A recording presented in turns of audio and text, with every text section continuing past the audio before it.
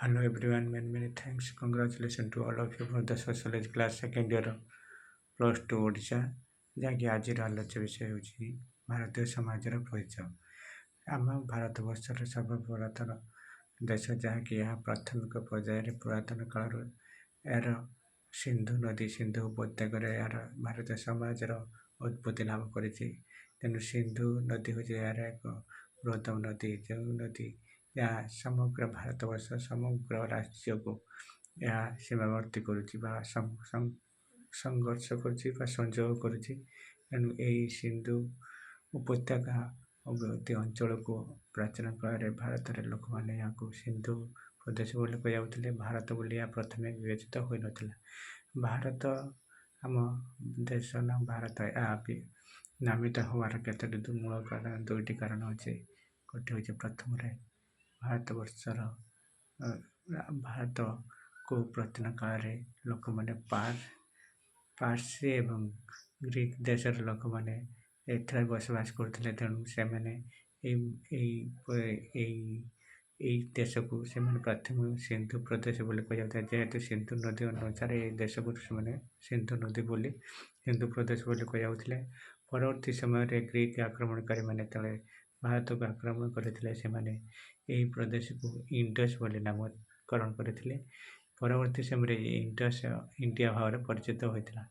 ଅନ୍ୟ ଏକ ଦୃଷ୍ଟିକୋଣରୁ ବିଚାର କଲେ, ପୌରାଣିକ ଦୃଷ୍ଟିକୋଣରୁ ବିଚାର କଲେ ଭାରତ ଏକ ନାମିତ ହେବାର ମୂଳ କାରଣ ହେଉଛି ପ୍ରାଚୀନ କାଳରେ ରାଜା ଦୁଷ୍ମନ୍ତ, ଯିଏକି ଭାରତରେ ପ୍ରାଚୀନ କାଳରେ ଏକ ଶାସନ କରୁଥିଲେ। ତେଣୁ ତାଙ୍କର ସ୍ତ୍ରୀ ହେଉଛି ଶକୁନ୍ତଳା ଏବଂ ରାଜା ଦୁଷ୍ମନ୍ତ ଏବଂ ଶକୁନ୍ତଳାଙ୍କ ସୁପୁତ୍ର ଏକ ଜାତ ହୋଇଥିଲା। ତାଙ୍କ ନାମ ହେଉଛି ଭରତ। ସେହି ଭରତ ମଧ୍ୟ ସାରା ଭାରତକୁ ଏକ ଶାସନାଧୀନ କରିଥିଲେ, ସମଗ୍ର ଭାରତକୁ ଶାସନ କରିଥିଲେ। ତେଣୁ ତାଙ୍କରି ନାମ ଅନୁସାରେ ଆମ ଭାରତକୁ ଭାରତ ବୋଲି ବିବେଚନା କରାଯାଇଥିଲା। ତେଣୁ ନେକ୍ସଟ ପର୍ଯ୍ୟାୟରେ ଆମେ ଆଲୋଚନା କରିବା ଯେ ଭାରତର ପ୍ରଥମ ଚାପ୍ଟର ହେଉଛି ଜନସାଂଖ୍ୟିକ ସଂରଚନା। ଜନସାଂଖ୍ୟିକ ସଂରଚନା କହିଲେ ଭାରତବର୍ଷରେ ଥିବା ଏକ ନିର୍ଦ୍ଦିଷ୍ଟ ପରିସର ଭୂଖଣ୍ଡ ମଧ୍ୟରେ ବସବାସ କରୁଥିବା ଲୋକମାନଙ୍କର ଅବସ୍ଥିତିର ଗବେଷଣାତ୍ମକ ଆକଳନ, ଯାହାକି ଯେଉଁଥିରେ ଆମ ସମାଜ ବା ଆମ ବିଜ୍ଞାନ ଟୋଟାଲ ଭାରତବର୍ଷର ଜନସଂଖ୍ୟା, ଏଥିରେ ନାରୀ ପୁରୁଷ ସଂଖ୍ୟା, ସାକ୍ଷରତା ନିରକ୍ଷରତା, ନାରୀ ପୁରୁଷ ହାର, ଜନଜାତି ସଂଖ୍ୟା, ଅନୁସୂଚିତ ଜାତିର ସଂଖ୍ୟା ଏବଂ ସମ୍ମୁଖ ଏଥିରେ ଅନ୍ତର୍ଭୁକ୍ତ ସମ୍ୟକ ଅନୁଧ୍ୟାନ ବିଷୟରେ ଏହି ଭିତରେ ଅନ୍ତର୍ଭୁକ୍ତ କରାଯାଏ।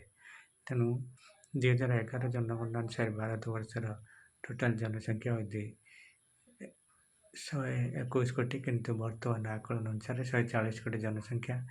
ଏଥିରେ ପ୍ରାୟ ସବୁଠାରୁ ଜନବହୁଳ ରାଜ୍ୟ ହେଉଛି ଉତ୍ତରପ୍ରଦେଶ ଏବଂ ଜନବିରଳ ରାଜ୍ୟ ହେଉଛି ସିକିମ ଏବଂ